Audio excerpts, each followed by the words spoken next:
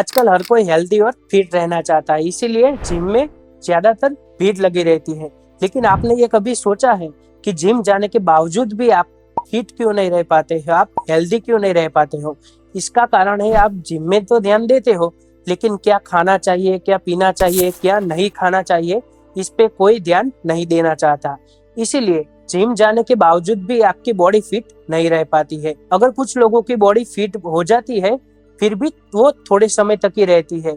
इसके बाद अगर उन्होंने खाने पीने में कुछ ध्यान नहीं दिया, वो बीमारियां कुछ इस प्रकार की है, जैसे कि skin disease, hair fall, morning stiffness, indigestion, anorexia या फिर कॉन्स्टिपेशन भी हो सकता है। और आज के समय में तो जिम में जाने वालों को हार्ट अटैक आने की समस्या और भी बढ़ गई है। इसका सबसे बड़ा कारण ये है कि ऐसी कुछ आदतें हैं जो हमारे बॉडी को नुकसान पहुंचाती है, फिर भी हम इसे दोहराते जाते हैं। आज के इस वीडियो में हम भी कुछ ऐसी आदतों के बारे में बात करने वाले हैं जो कि जिम करने वाले अक्सर इसे दोहराते हैं और बाद में इससे होने वाली बीमारियों का उनको सामना करना पड़ सकता है।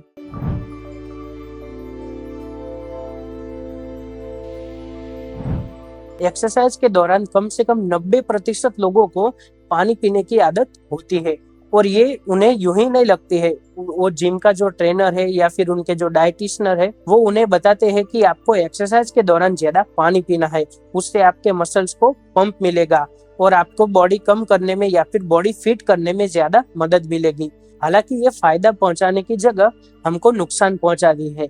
एक्सरसाइज के दौरान पानी नहीं पीना चाहिए, वो हमारे लिए हानिकारक हो सकता है। आयुर्वेद में भी इसके बारे में कहा गया है। इसके बारे में महर्षि चरक ने चरक संहिता में बताया है कि धर्म श्रम भयार्थानाम द्रुतम शीतम अम्बु सेविनाम, यानी कि ज्यादा मेहनत करने के बाद हमें तुरंत पानी नहीं पीना चाहिए। अगर हमने ऐसा किया तो हमें स्किन डिसीज होने की संभावना बढ़ जाती है। अगर आपको एक्सरसाइज के दौरान पानी पीना है तो आप पहले आधे घंटे का रेस्ट कर लीजिए, उसके बाद आप पानी पी सकते हैं।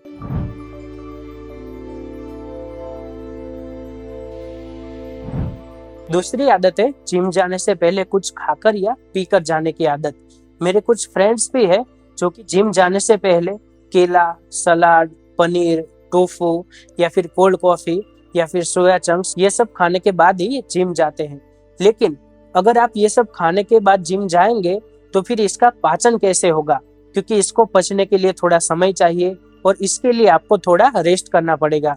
लेकिन अगर ये सब खाने के तुरंत बाद अगर आप जिम जाते हैं तो फिर इसको पचने का समय नहीं मिलेगा, क्योंकि ये जो आहार है वो हैवी टू डाइजेस्ट है, पचने में भारी है। तो इसके लिए हमारे बॉडी को इसके ऊपर एनर्जी लगानी पड़ेगी और इसके बाद ही उसका पाचन शुरू होगा।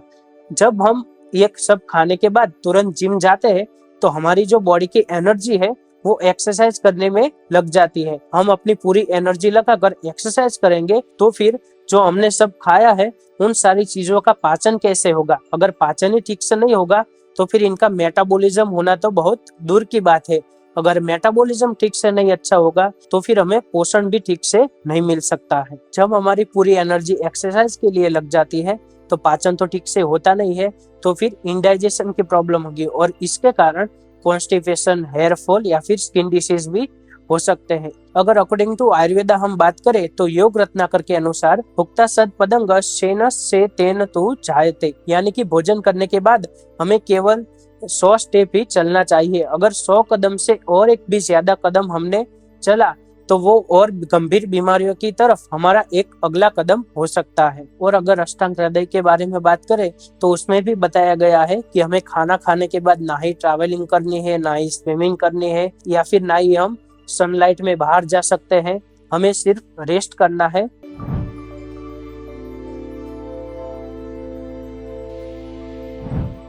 ज्यादातर जिन लोगों को अपने मसल को बिल्डअप करना है या फिर बॉडी को बढ़ाना है, वेट गेन करना है, वो लोग दूध और केला एक साथ खाते हैं।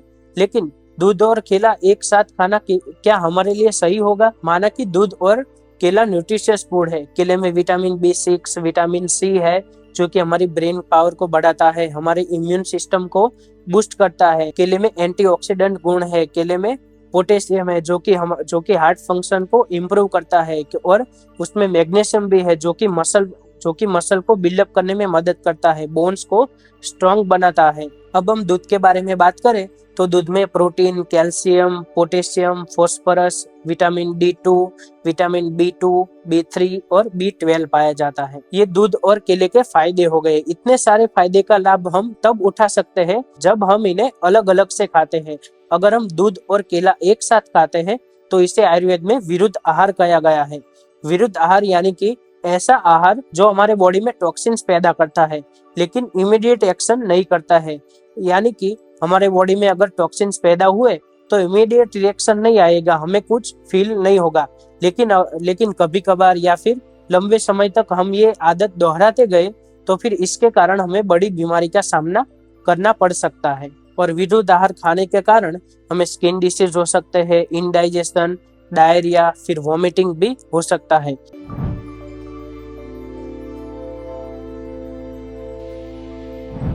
अगर आपने हर रोज इन 3 आदतों को फॉलो किया तो इसके कारण आपके बॉडी में वात दोष हमेशा बढ़ा हुआ रहेगा।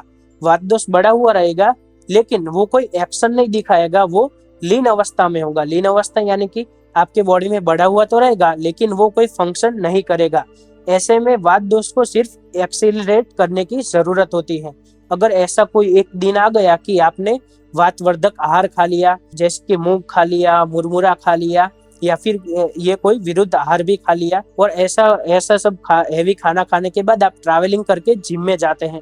ट्रैवलिंग के दौरान क्या होगा कि सामने से आने वाली हवा आपके बॉडी पे लगेगी। इसको आयुर्वेद में प्रवात सेवन कहा गया है। इसके कारण भी हमारे बॉडी में वात दोष बढ़ेगा। हम हमारी कैपेसिटी से ज्यादा एक्सरसाइज करते हैं क्योंकि हमें तो जल्द से जल्द बॉडी फिट बनानी है, तो इसके कारण हम ज्यादा से ज्यादा एक्सरसाइज करते हैं। तो हमें एक्सरसाइज कितनी करनी चाहिए इसके बारे में महर्षि वाग्भट ने बताया है कि हमारी जितनी भी कैपेसिटी है उससे हमें आधा कैपेसिटी की एक्सरसाइज करनी चाहिए।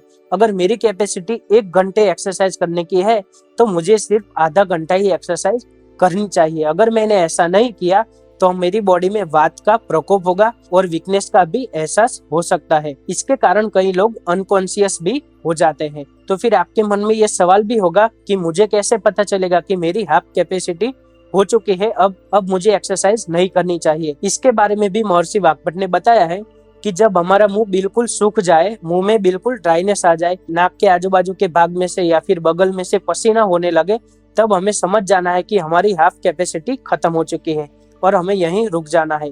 लेकिन आजकल ऐसा कोई नहीं करता है और बॉडी फिट करने के लिए अपनी कैपेसिटी से ज्यादा एक्सरसाइज करता है। इसके कारण भी हमारे बॉडी में वात बढ़ेगा। तो ये जो हमने सारी चीजें देखी वो हमारे बॉडी में वात को बढ़ाने वाली है।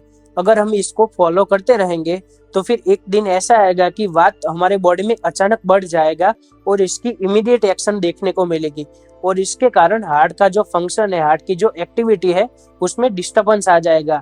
क्योंकि वात के जो 5 प्रकार आयुर्वेद में बताए गए हैं उसमें से व्यान वात और उदान वात, ये 2 प्रकार के जो वात है वो हार्ट में लोकेटेड रहते हैं और हार्ट में रह के वो हार्ट की एक्टिविटी को कंट्रोल करते हैं।